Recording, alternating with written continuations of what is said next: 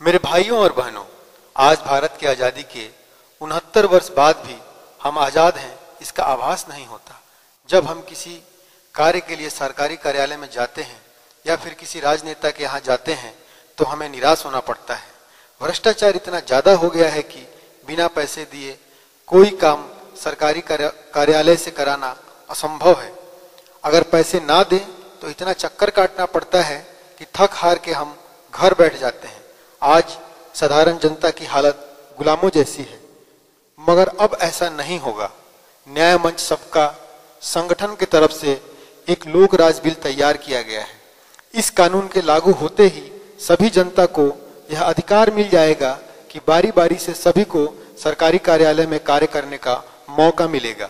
इस लोक राज बिल में यह व्यवस्था किया गया है कि सभी कार्यालय जो कि जिला स्तर अथवा उनके नीचे के हैं, प्रति वर्ष अपने कार्यालय क्षेत्र में रहने वाले सभी लोगों के मध्य एक लॉटरी करके उस कार्यालय में कार्य कर रहे अस्थायी कर्मचारी के संख्या के बराबर लोगों का चयन करेंगे।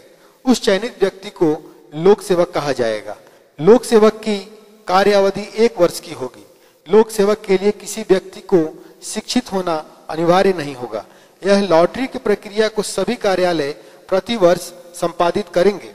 विगत वर्ष में नियुक्त लोक सेवक दोबारा उसी कार्यालय में लोक सेवक के लॉटरी में हिस्सा नहीं ले सकेंगे जब तक कि उस क्षेत्र में रहने वाले हर एक परिवार से एक व्यक्ति को लोक सेवक बनने का अवसर मिल न जाए। लोक सेवक की कार्य और क्षमता उस कार्यालय में कार्य कर रहे अन्य अस्थायी कर्मचारी के समान होगी।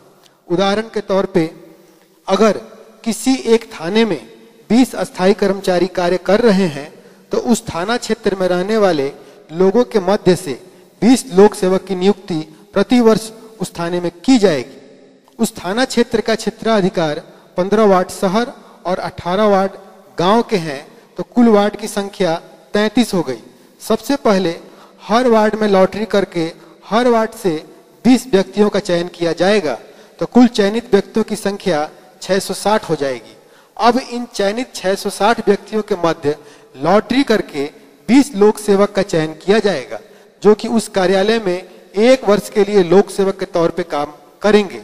इस प्रक्रिया को प्रति वर्ष उस थाने में लोक सेवक के नियुक्ति के लिए दोहराया जाएगा। चयनित लोक सेवक दोबारा उस थाने में लोक सेवक के लिए नियुक्त नहीं हो सकता जब तक कि उस थाना क्षेत्र में रहने वाले हर एक परिवार से एक लोक सेवक की नियुक्ति ना हो जाए। हम जानते हैं कि लोकतंत्र का अर्थ जनता के लिए और जनता के द्वारा शासन होता है, परंतु वास्तविक तौर पर आज यह देखा जा रहा है कि पूरी व्यवस्था कुछ चुनिंदा राजनयिक, सरकारी अफसर और व्यापारियों के कैद में है। जब तक लोगों की भागीदारी सरकारी कार्यालयों में सुनिश्चित नहीं की जाएगी तब तक भ्रष्टाचार को मिटाना और स्वराज की स्थापना असंभव है। इन्हीं बातों को ध्यान में रखकर न्याय मंच सबका ने लोक राज बिल को तैयार कर प्रस्तुत किया है।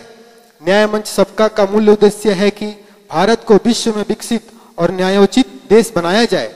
यह तभी संभव है जब हम भारत के सरकारी कार्यालयों को जनता के हितकारी बनाएं। हमें पूर्ण विश्वास है यह बिल भारत से भ्रष्टाचार मिटाने और स्वराज की स्थापना में मील का पत्थर साबित होगा। आइए इस लोक राज बिल को पास करवाने के लिए एकजुट हों। धन्यवाद।